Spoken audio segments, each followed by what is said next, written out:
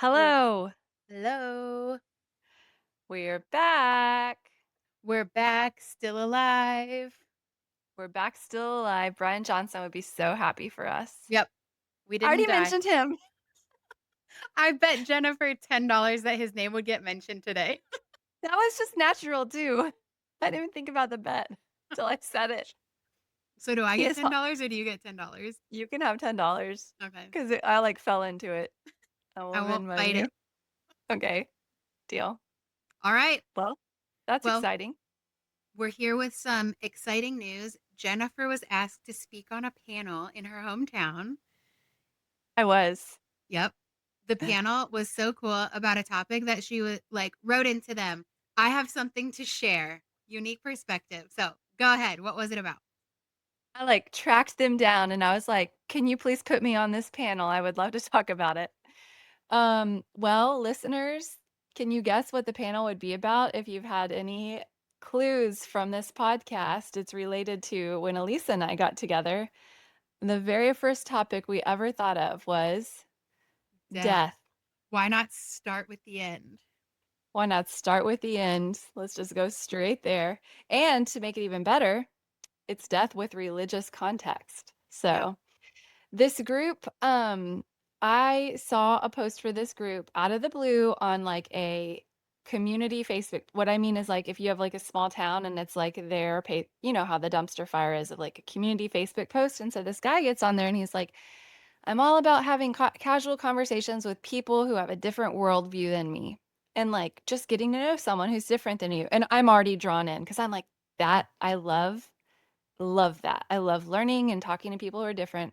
Therapist, obviously. Like that's what we do is like hear about people's orient life and like hear about other perspectives. And so but he specifically said Christians and atheists or something. So it was religious slate. So I went to this group and they have this very casual talk at a Panera with like six people and it's literally just people sharing where they come from and having polite debate-ish conversations about the points from each side. And I'm like, this is cool. And it's like in my community, like it's like 2 minutes from my house. Well, spoiler alert, I got cancer shortly thereafter. Because I was like, I got to make time for this kind of group because it's so interesting. Like, this is like something I would love to do for myself. Well, I got cancer. And then I've been watching them on social media, and they have this thing called the Conversation Coalition, where instead of the Panera casual meet, they've been having these monthly, more formal meets where it's like Christians and atheists on a forum discussing different topics. And the upcoming forum was Death and Suffering. Who does it better, Christians and atheists? And I was like, please let me on the panel. Yeah, this has been like the topic that you've been untangling and contemplating for this whole year, like literal year now. So, Yeah, if we could have had a theme for the year, it would have been this. death and suffering Yeah. and Just dealing with it philosophically. yeah, if you met me at a dinner party, it would have been a delight. So what do I want to talk about? Death, suffering, and cancer. Yeah. Yeah. I So, can talk about other topics like chickens, hiking, I don't homesteading. know.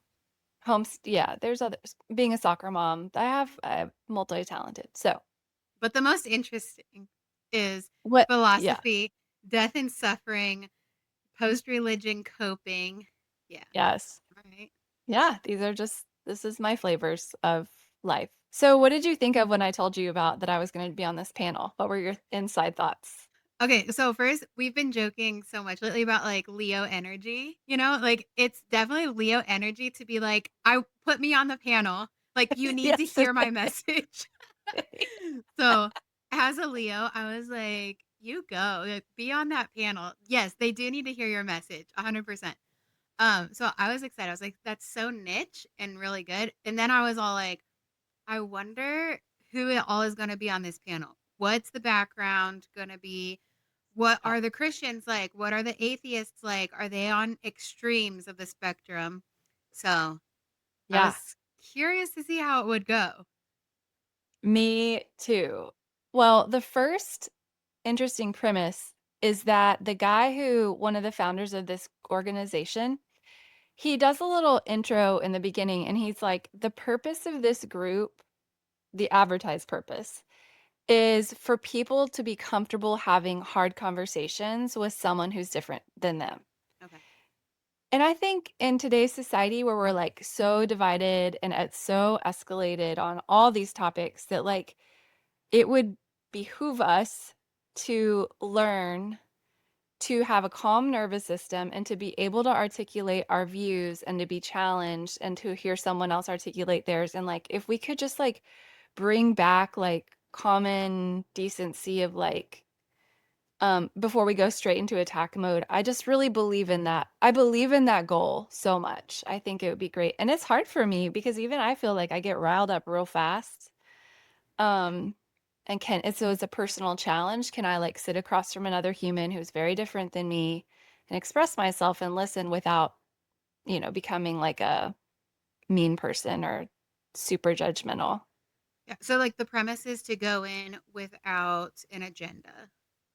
Correct. But I still suspect that anyone who's obviously, if you're interested enough to come and be on a forum or come to participate, that there are some ulterior motives, which I think is normal. Like if you are a Christian, especially if you're like a particularly like evangelical, or if you're into apologetics, like you are there as a soldier for that message to represent God, right? And so you can say all day long you're here to like have a conversation with someone who's different, but like what is your intention to change someone's mind?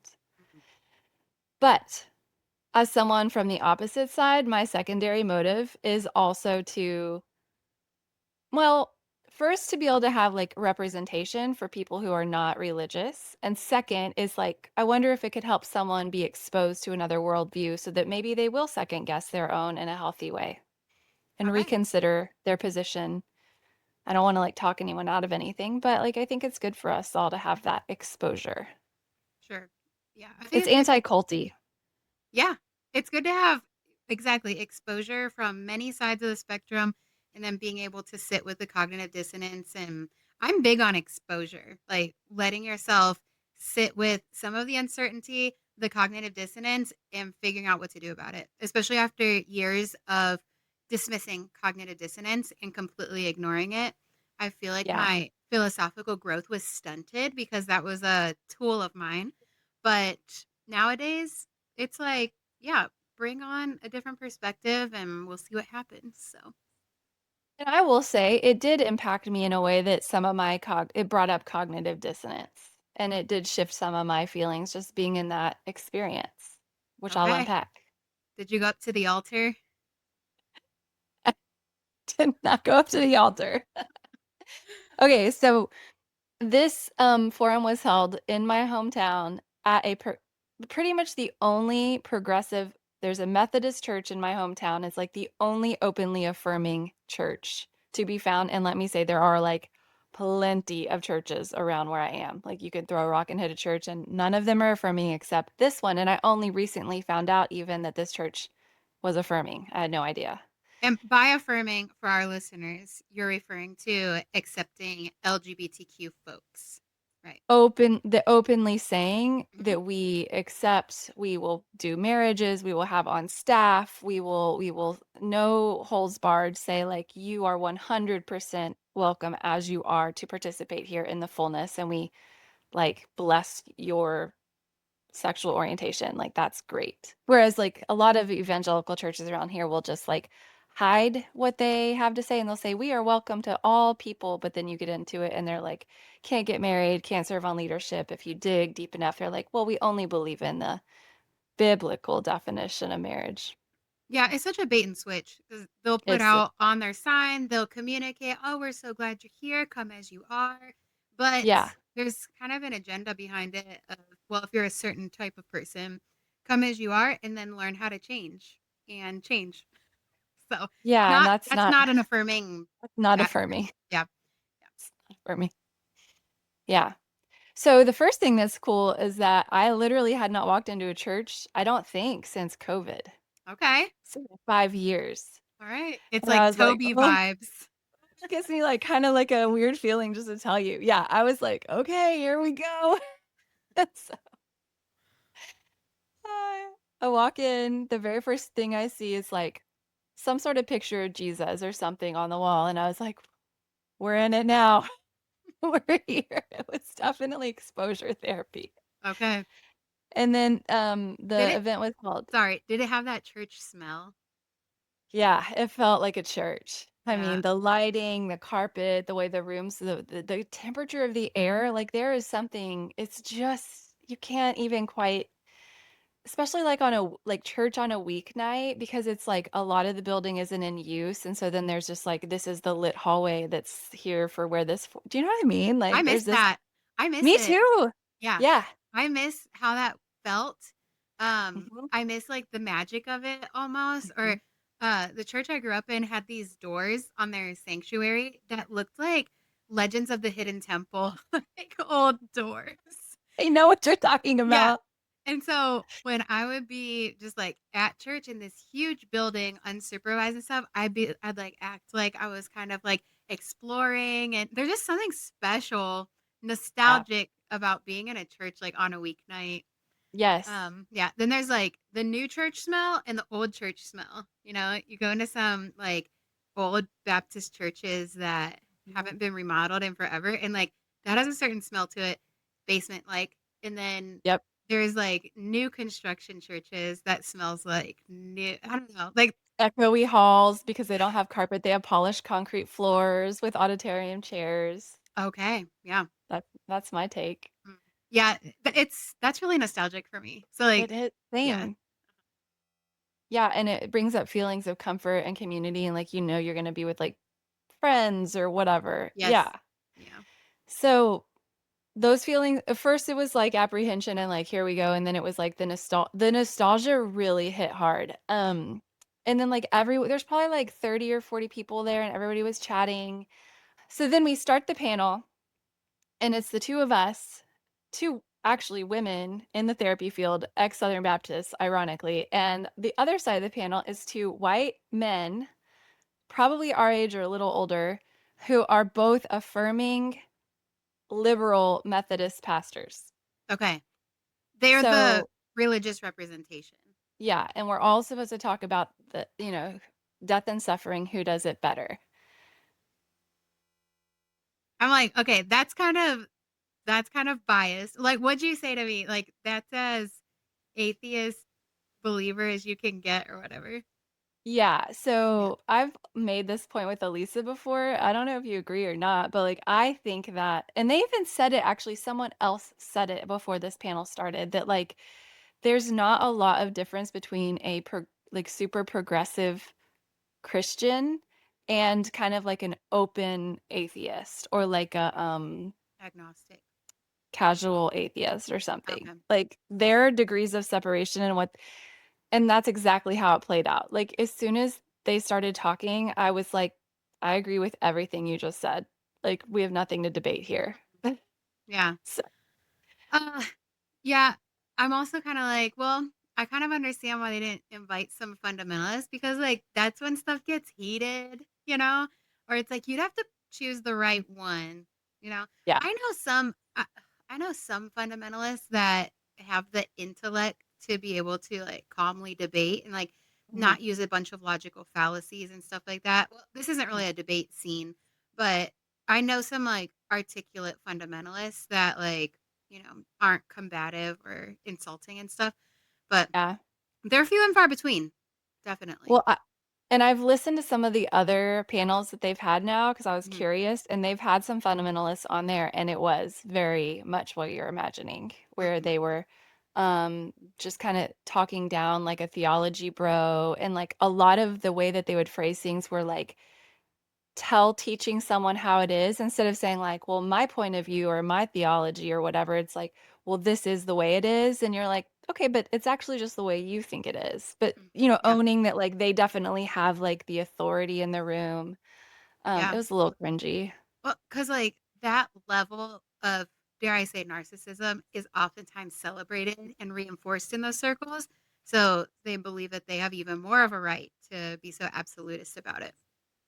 And I think it's taught from the system of like fundamentalism is we have an exclusive claim on what is ultimately true about everything. And Mhm. so when you get taught that, then it's like that's what you model back to people, and that's what you're supposed to.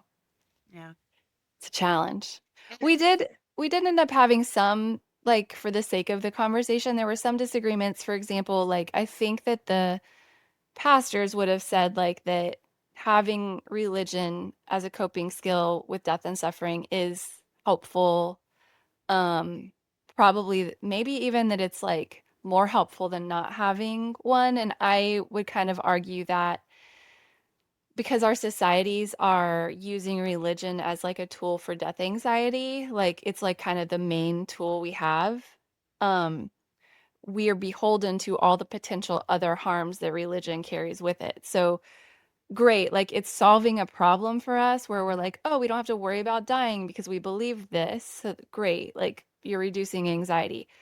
But now that we have to believe in this to solve our death anxiety, we also have to take everything that comes with it. And I think even Christianity and even the Bible has like a lot of really problematic concepts that get taken, like fundamentalism, like and it causes a lot of harm. And so my argument would be like if we had a secular approach to death and suffering, I think it would be more um practical and helpful for society. That was kind of my spin. I like it. I think any vulnerable population that you're dealing with, like someone who is in the process of dying or suffering, is in a very sensitive spot in their life, obviously. And I think people can fall prey to suggestion a little bit more when they're in such a crisis. Or it's the same with like an addict who just hit rock bottom. You know, they get put into this religious rehab center or whatever. That's a really vulnerable population that is oftentimes taken advantage of by like the power dynamics in that type of group. Yeah, it's like they're helping them while they're also hurting them. But I think you have to zoom out a little. Remember the dog conversation about whether dogs go to heaven? And you're like, that Oh was my, that's that was also a you're bringing throwback. that up. You're bringing that up all this time later. Yes, I Because I, remember. I remember when I said that to someone. but I think that in the moment of suffering, and we talked about this in the forum, it's like it doesn't matter, like none of this matters if you are actually experiencing death or suffering. Like this is not the time to have a debate about whether it's good for society or not. And so we had to make like I even made that caveat. It's like I am not here to take anyone if they're an alcoholic or a drug addict or they're dying or someone's died. Like this is not about that. Like on a micro level, I'm kind of like, and as a therapist too, like if that's working for you, I'm not going to touch it because it's your life. Sure. But if you wanted to be like a macro conversation about like, but is this good for society? Then I can be like critical of it as far as Yeah, the I think benefit. I think when people use it as a coping skill, like you're saying, to reduce their anxiety, it becomes something that they latch onto so much that like when there's these problematic things going on with like, you know, you having to then conform to this culture where you're submissive or where you're you know, being held accountable for who knows what, you know, stuff that's Yeah. now irrelevant to the dying process or whatever. Like it becomes almost threatening to walk away from those damaging dynamics because it's like, well, I found so much peace with this way of coping that if Mm. I walk away, I'm going to lose that too. And like Yeah. that's where people get stuck. Like so much of Yeah. religious trauma is because people are stuck in a community and they have no way out. Agree. And when you pair the healing from an addiction or help with death with the religion is like these two go together, then like they are stuck because they Yeah. don't know how to walk away with their autonomy and coping and it like that was their only access was the connection to the religion to what they needed. So Uh, the I don't know I don't think it was a parable. I think, Jesus healed, these lepers, and only one of them thanked him, you know, and, like, all the rest left or whatever. So, you're Yeah. also in a catch-22 if you latch onto a religious community, or you get some support from a church and stuff like that, and then you go into remission and you're like, this no longer resonates with me. I'm going to leave. They're like, oh, see, that's what Jesus was talking about. The Oh, people that yeah. get healed, and then they walk away, and you are one of the nine that walked away with your Mhm. healing and didn't even turn around to say thank you. Yeah, I that's the would yeah. type of nuance. Well, I don't even feel like that's nuance. That seems very direct to me. Like, that's the type of stuff that gets used against people. And like when you're sitting there Yes. listening to that preach and preach and preach, it makes it even harder to leave.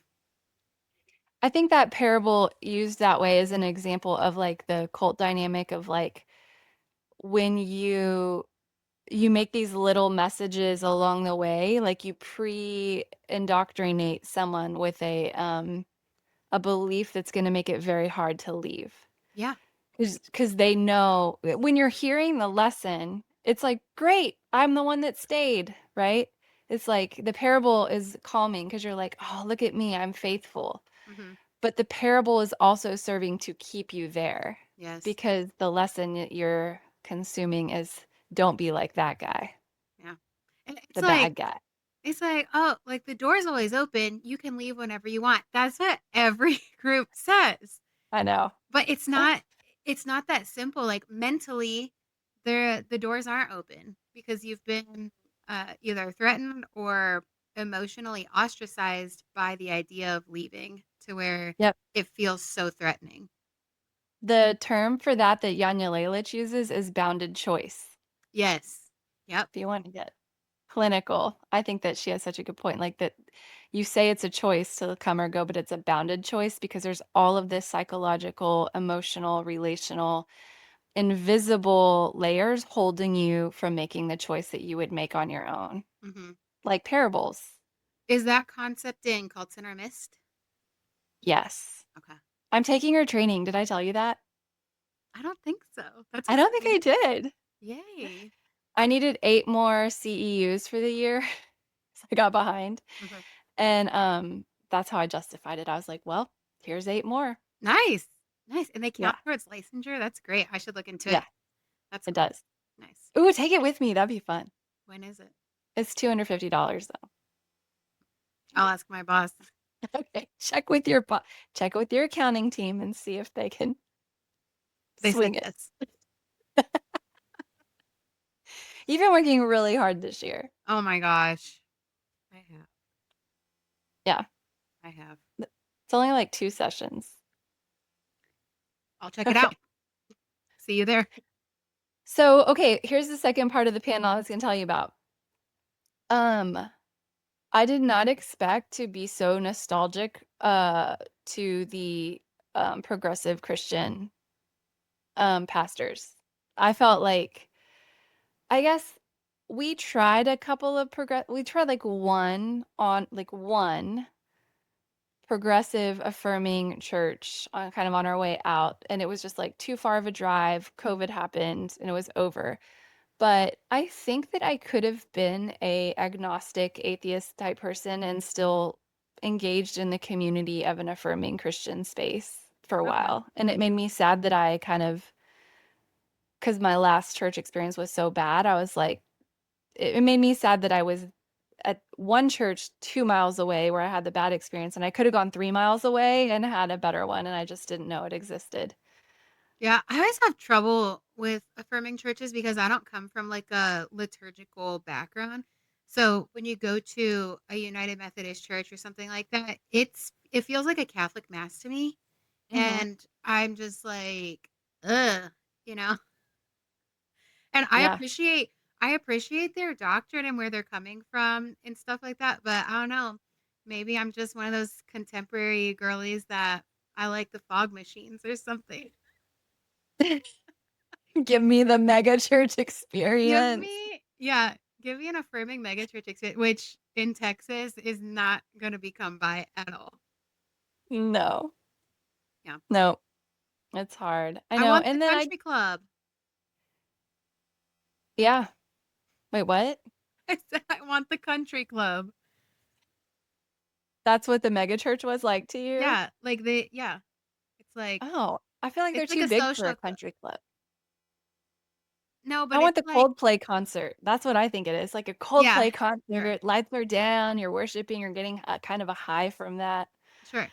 I Oh, said country club because the church that I came from, or the church I grew up in, they were like, this isn't a social club. This is more than that. Like, you're not just like joining for the perks or whatever. And the perks were donuts. yeah. But anyways, that's a conversation for another day. Um, but yeah, I I don't know. I never resonate with the affirming churches that I've come into contact with. I'm just kind of like, dude, this is Yeah. old fashioned. Well, hold on, because there's another side of this I'm now thinking of as I'm telling you I was nostalgic was even in the panel, there would be times where they would bring up like a scriptural passage or like it's like this, and even in their affirming way, I'm like, I don't want to hear about it. Like Mm. to me, bringing up scripture is so like they were like wanting to point out like the beneficial parts or whatever, and I'm like, that book, like I guess where I am with it right now is like I'm not interested in what that book has to say. That book, like the Bible. Okay. I just think it's so problematic in so many places that like I'm not gonna be here and like cherry pick the good stories because there's so much like to me it's like don't expose people to that book. It's there's so many messages that are like entangled with mind control and patriarchy and violent rhetoric. I'm just like not Yeah. here for it.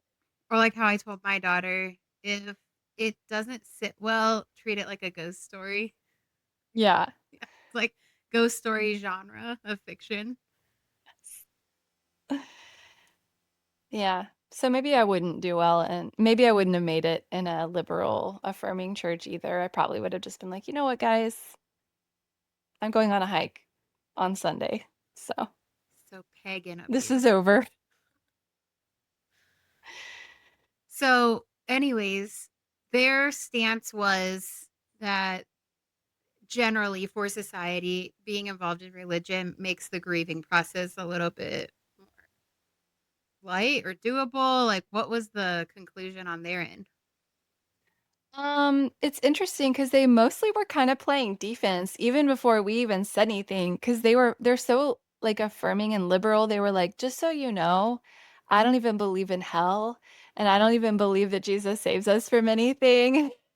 So that whole theology is really problematic. And I was like, well, I guess I don't have anything to say here. But yeah, I guess oh, I will say one thing. Their point was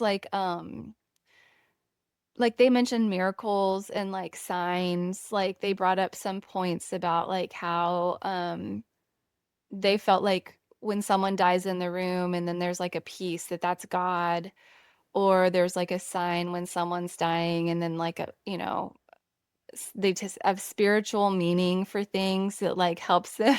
You're rolling your eyes.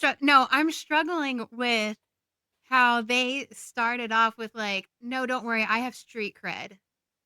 Like that is kind of an evangelical tool to like as Ooh. recruitment. Like, you know, like when people talk about, well, I know what it's like. I was in college once. I used to party. I did all this. I did all that. Like to relate to the person. Or there's so many evangelical tools of like what clothes you should wear when you go out to evangelize, or like, Yeah. gosh, how the youth room should look to be relevant to the kids, blah, blah, blah.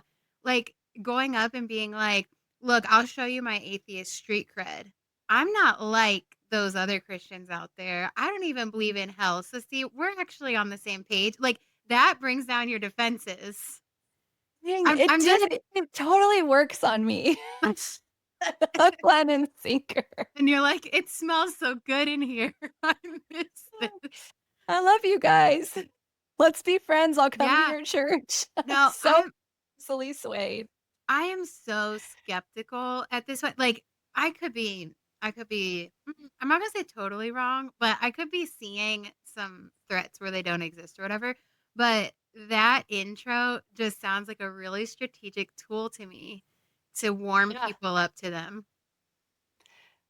No, I agree. And I did kind of push back against them because I was like, I think I was catching on a little bit that like you may front load with, hey, like this isn't me, but you're still here advocating for like using the Bible and having a church and like while I see them doing it safely, like my position is like there is a lot of harm that's happening because people are coming into religion and they're like, well, hold on, let's not like they're like, hold on, let's not lump all different Christians together. And I'm like, we live in Nashville, Tennessee. Like the majority of Christians here are fundamentalist evangelical Christians. Like I'm glad that your church, which is like 0.1% of the population exists, but like don't come at me with like not everyone when like the majority of the people are doing a lot of harm here.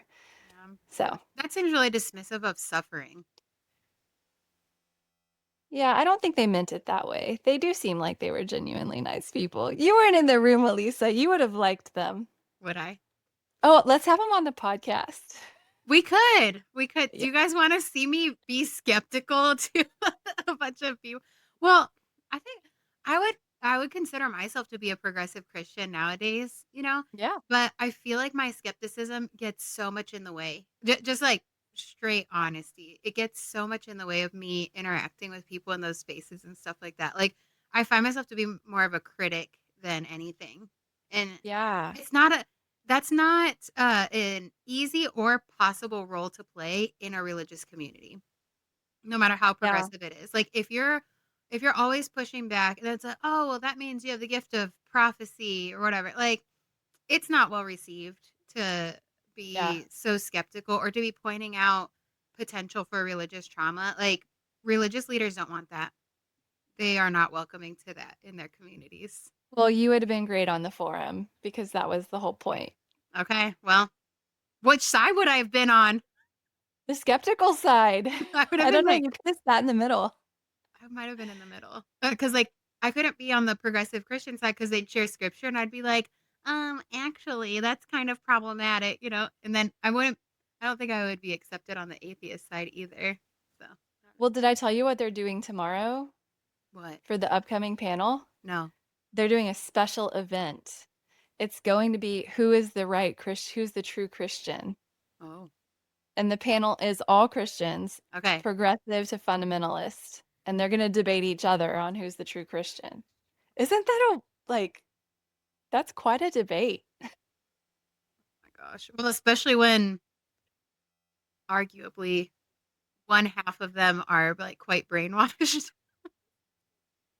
I would So, argue that. anyways, you would say Yeah. yes? Like, it's likely?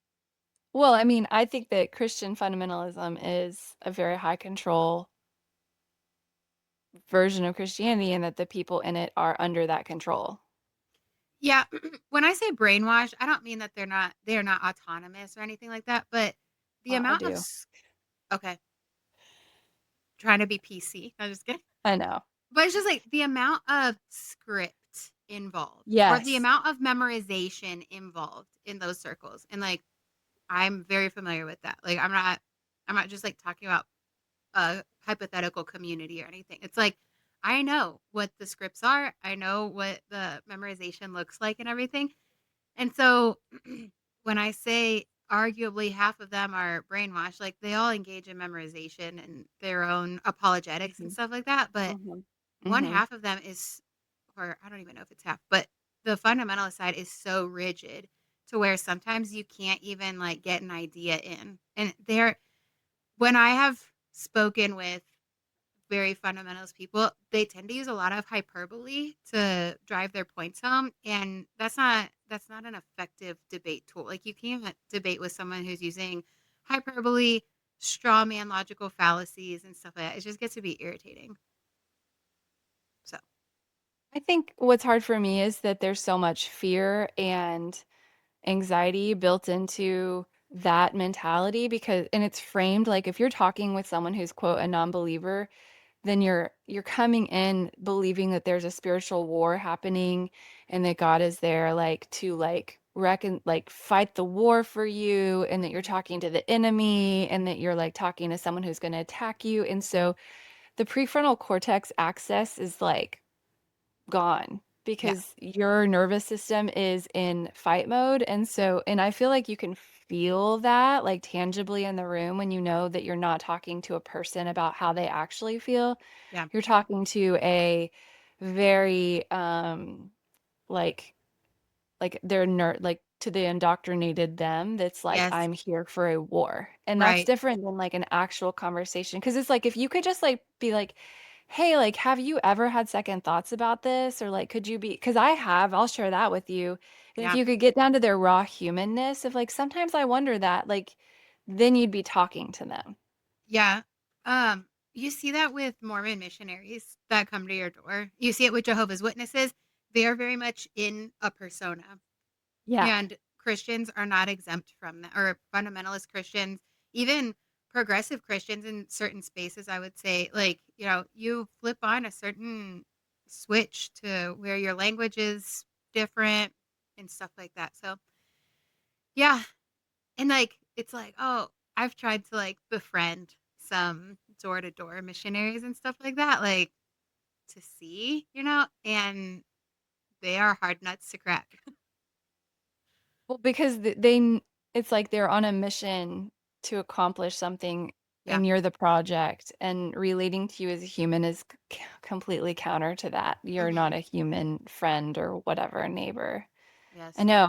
Something that's, like, kind of a challenge too is, like, could you, like, get them for a minute to break character and see the connection? And it's like, sometimes silliness and play, smiling, like, calm. I think that if you really wanted to be helpful, I've thought about this a lot, like, what would actually help somebody who was engaging with you as a project to be feel a little more safe? And I feel like if you could, I don't think debating them is really what's gonna help.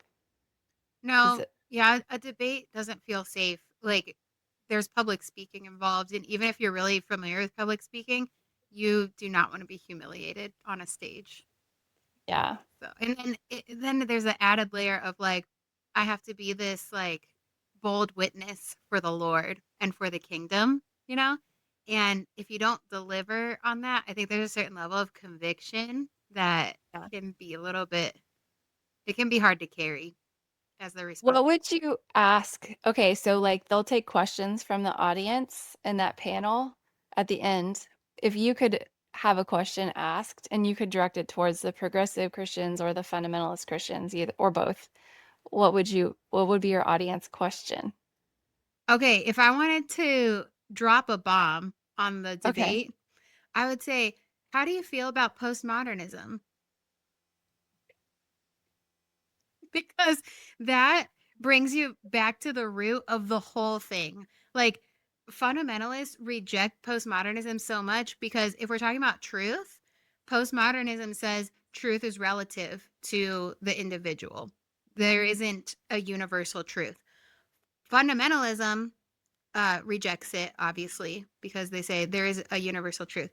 So I feel like that question would be very polarizing, and you'd be able to hear, like, I'm against postmodernism because blah, blah, blah. And then they'd be like, well, postmodernism is, a good couplet to what is it? Critical thinking, you know? And so if the whole premise of that panel existing is to talk about who the true Christian is, and half of the people think that truth is relative and the other half think it's so rigid and defined, like, what do you do? What do you do with that? Ah, Yeah, that would be my question, just to like drop a little spice in it. yeah. Yeah. Okay, you wanna hear my question I thought of? Yes. I would ask this. I would say, because I was working on a definition of fundamentalism for my website project, and this was the definition I came up with. Hold on. I would say, so sociologists say that fundamentalism is a way of practicing religion that teaches a literal adherence to the sacred text, has exclusive truth claims only for their group, teaches rigid behavioral rules, and has sharp boundaries between insiders and outsiders. And then I would say, um, however, fundamentalist religious groups exist in most world religions. So it's not just fundamentalist Christians, there's also fundamentalist Mormons, Jews, Hindus, etc., Muslims. Mhm. So I would just ask, like, what do you think that means, or what do you take from that, um,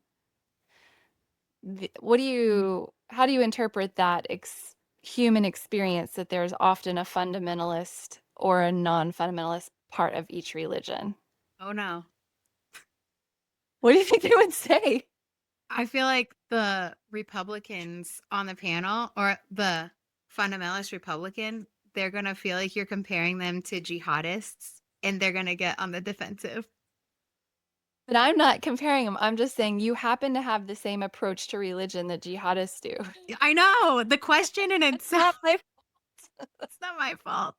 The mirror is too hard for them to look in that But it is circumstance. true that Yeah. when religions have a fundamentalist perspective where it's like it's got to be literal, it's got to be us versus them, it also tends to move also towards extremism. Yeah. That's the same camps. Even if those fundamentalists that are on that panel are the like not extreme side, there are other Christian fundamentalists like Westboro or culty one, like really culty ones, but they're all in this like on the spectrum of Christianity, the extreme groups and the fundamentals are neighbors. That's a That's not good my question. fault. That's just how it is. That's such a good question. Oh my gosh. Okay, well, I might ask that question. Are you going?